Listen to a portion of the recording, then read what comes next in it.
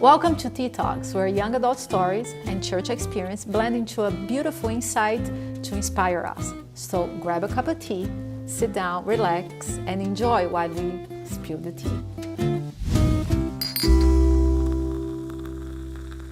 And today I have with me my friend Guillian. Guillian, thank you so much for joining us today. We're going to talk about a topic that for me it's so important, and I'm going to get right to it.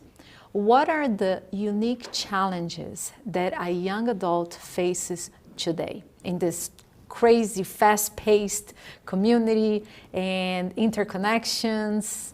So what are the challenges?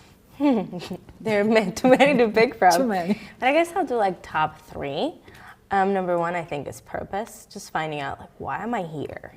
What am I supposed to do in life? How am I supposed to make an impact? And I think sometimes we get so bogged down with thinking that our career has to be that purpose. And I think that's why a lot of us end up very unhappy. Because it's like after you did the software engineering, and it's like, maybe that's not for you. And it's like, well, this is where I thought my purpose was.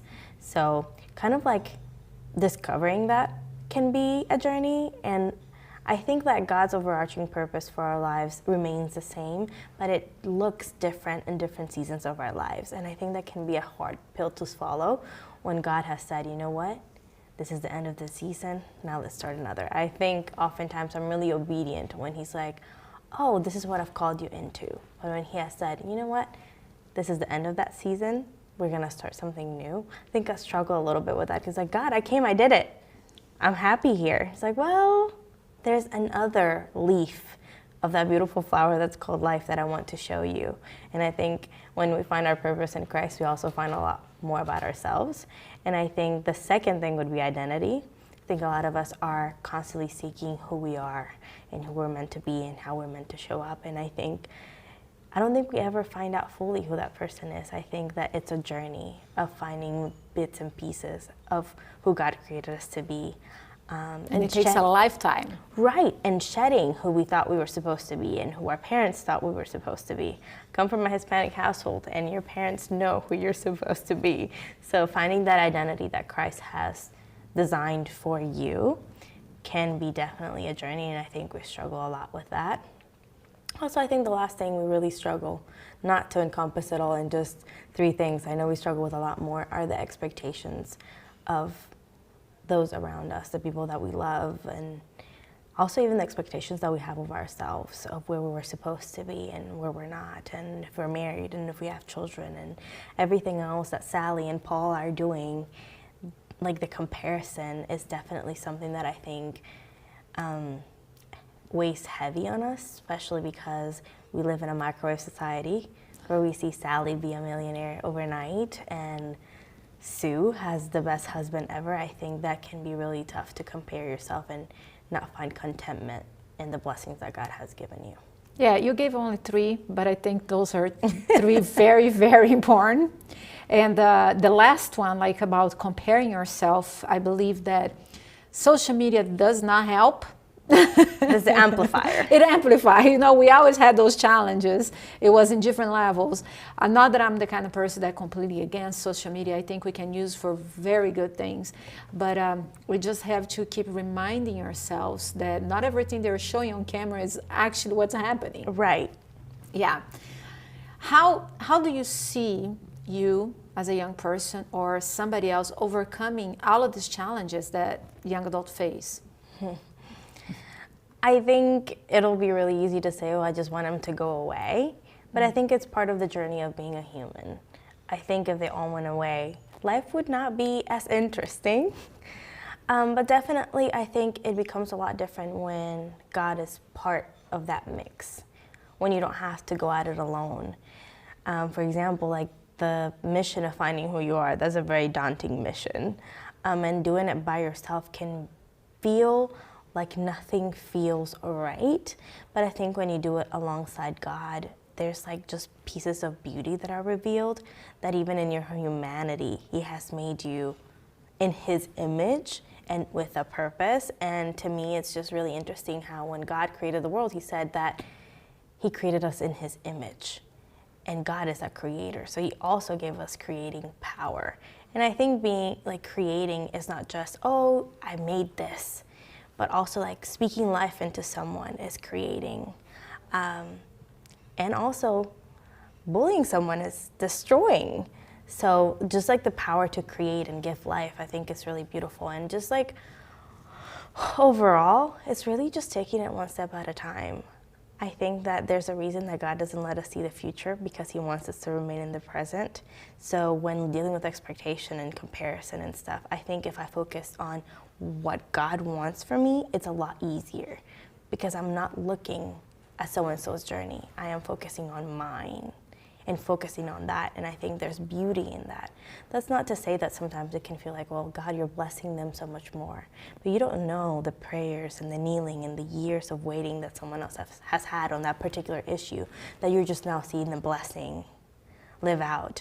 So it's like everybody's journey is different, but if you focus on your own, it's so much more beautiful, because you have that closeness with God yourself.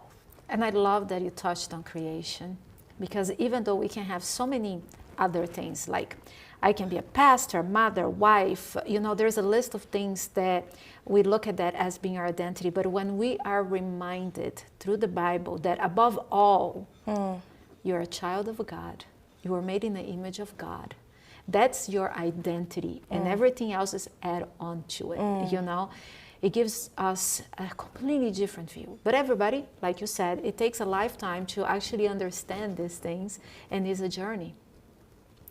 How can churches help with these challenges? I think church has a very integral part, because your community and your tribe and people that you surround yourself are able to really push along those things. For example, I remember being a little girl in the church, and I really wanted to sing. Like, I really wanted to sing. No one in my family sang, period. And I remember just like struggling with that, because not only did I want to sing, but I wanted to sing well.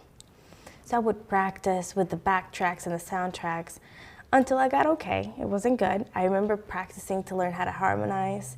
And I think the encouragement of my church family really helped me to develop those gifts.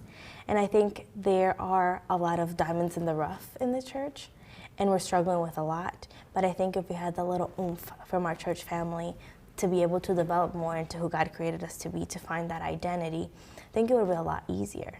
And I think too, when I become more of who God created me to be, the more the comparison dissipates, because I'm able to just stand in my truth.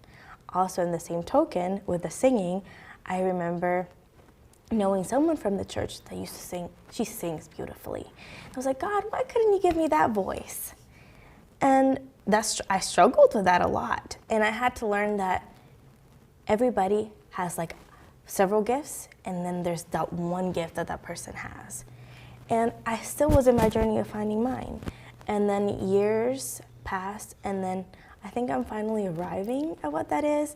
And to me, I've always, even when I was a little girl, I could always talk out of every pore in my body.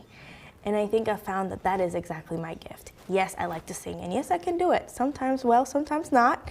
But my gift lies in speaking and utilizing words. And it's like, I'm like, that's how that person must have felt, and that's why it sounded so beautiful.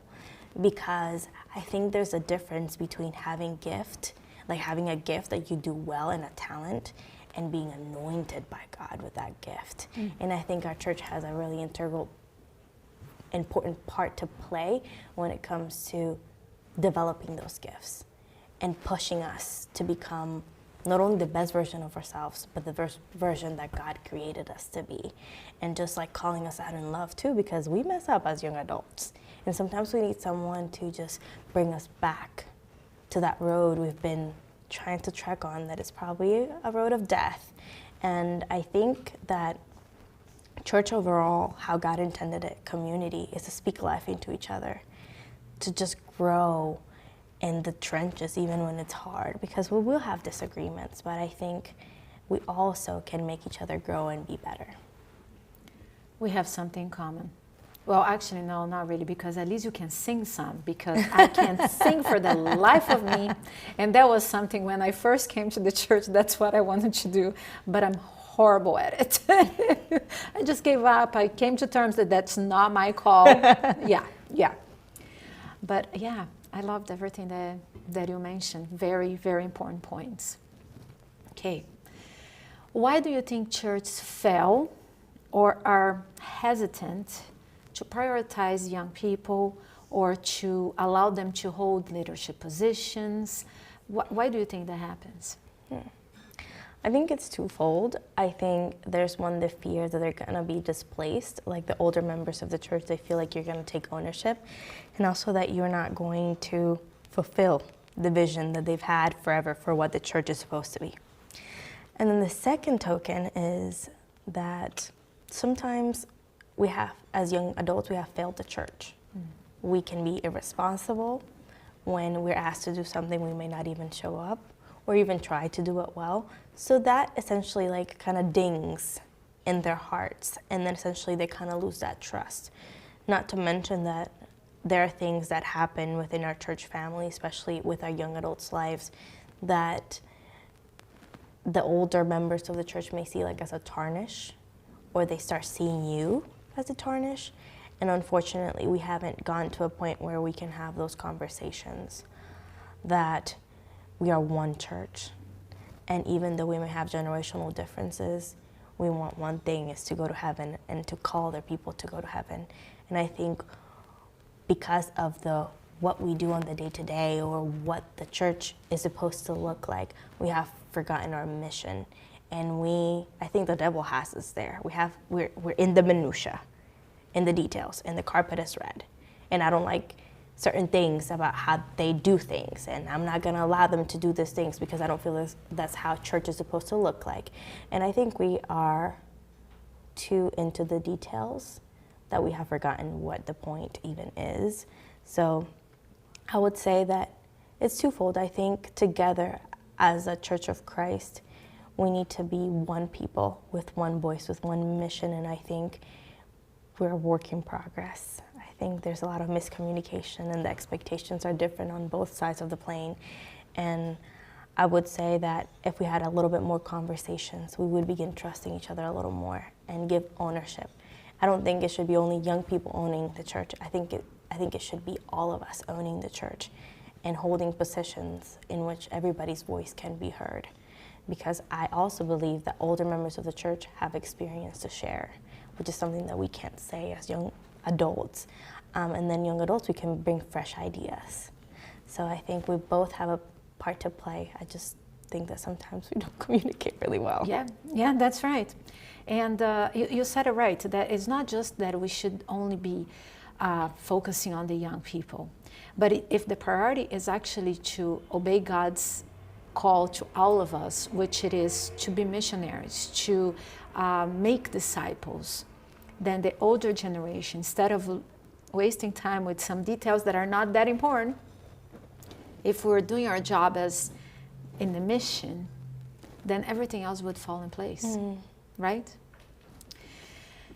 You touched a little bit about, well, the lack of communication and the lack of trust.